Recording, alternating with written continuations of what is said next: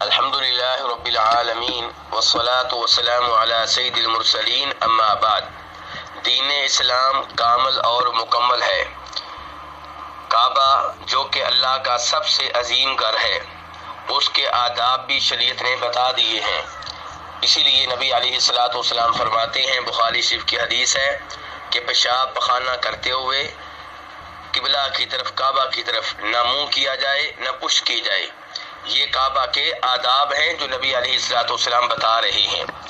پاک و ہند میں یہ سمجھا جاتا ہے کہ عام حالات میں جب انسان لیٹا ہوا ہو یا بیٹھا ہوا ہو اور اس کے پاؤں کعبہ کی طرف ہو جائیں تو یہ کعبہ کی بے ادبی ہے۔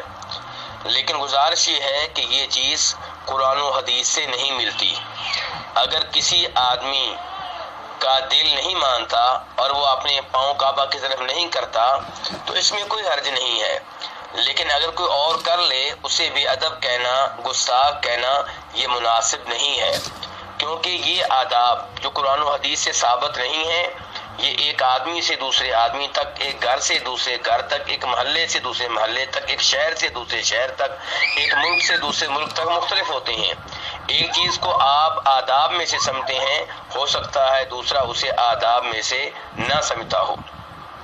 آپ یہ دیکھیے کہ نبی علیہ الصلوۃ والسلام کی یہ سنت ہے جس پہ آج بھی مساجد کے ائمہ کرام عمل کرتے ہیں کہ وہ نماز کے فوراً بعد اپنا چہرہ نمازیوں کی طرف کرتے ہیں اور ان کی پشت کعبہ کی طرف ہوتی ہے۔ اور ایسے ہی جناب بلال کے بارے میں یہ مشہور ہے کہ انہوں نے کعبہ کی چھت پہ کھڑے ہو کے اذان دی تھی۔ اب انہوں نے اپنے پاؤں کعبہ کی چھت پہ رکھے تھے۔ بخاری شریف کی وہ حدیث جس میں اسراء و معراج کا واقعہ ہے، اس میں یہ بھی آتا ہے کہ نبی علیہ السلام فرماتے ہیں کہ میں نے ابراہیم علیہ السلام کو دیکھا، وہ اللہ کا وہ گھر جو آسمانوں پہ ہے اس کے ساتھ ٹیک لگا کر، پشت لگا کر بیٹھے ہوئے تھے۔ تو کہنے کا مطلب یہ ہے کہ کعبہ کی طرف پاؤں کرنا اسے پاک و ہند میں معیوب، بے ادبی اور گستاخی سمجھا جاتا ہے، لیکن دنیا کے دیگر ممالک میں ایسا نہیں سمجھا جاتا۔ تو اس لیے یہ آداب اپنے تک محدود رکھنے چاہیے، انہیں دوسروں پہ چسپاں کرنے سے گریز کرنا چاہیے۔ آپ دیکھ لیں، ایک گھر میں بچے والد کے ساتھ ایک چارپائی پہ بیٹھنا بے ادبی سمجھتے ہیں، اور ساتھ والے گھر میں بچے والد کے ساتھ کشتی کر رہے ہوتے ہیں اور اسے معمول کی بات سمجھتے ہیں۔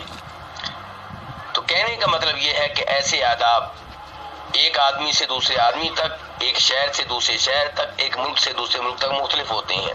اس لیے اگر کوئی آدمی بیٹھا ہوا ہے کسی مسجد میں اور کعبہ کی طرف منہ کر کے وہ اللہ کا ذکر کر رہا ہے، اللہ کی عبادت کر رہا ہے، اور اس کے پاؤں تھک جاتے ہیں تو اپنی ٹانگ لمبی کر لیتا ہے تو انشاءاللہ اس میں کوئی حرج نہیں ہے۔ واللہ تعالی اعلم۔